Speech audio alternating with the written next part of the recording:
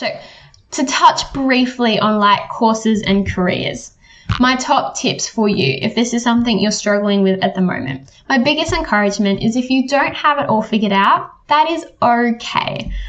And I can't stress this enough. It makes me so sad that so many people go through high school thinking that the only reason you're there is to get an ATAR, and you have to, at the age of 16, 17, 18, you have to have your whole life plan figured out. But that's actually not the case. There's so much flexibility post-school, and that's definitely something we don't talk about enough. So if you're thinking that uni is the path for you, I'd encourage you to start looking at course guides and QTAC guides now. Another word of caution though, the ATAR requirements won't be the same for the 2025 uni entry. It won't be the same for the 2026 uni entry, and so on, no matter what year you're looking at going into uni. But it will give you an idea. Again, like with our subject scaling and that, how it kind of changes every year based off how the students did in that year.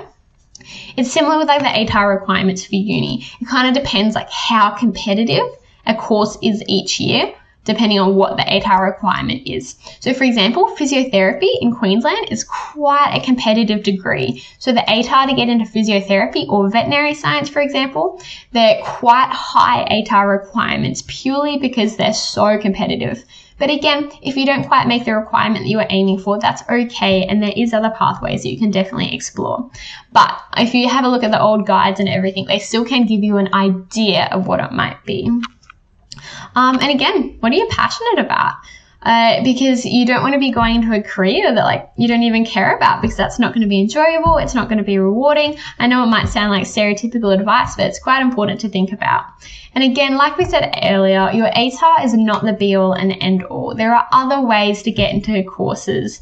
Life is so flexible, and there's just so many different things to think about. So if you do have any more questions about like courses, careers, and that, feel free to pop them in the chat, and I'll try to answer as many as I can.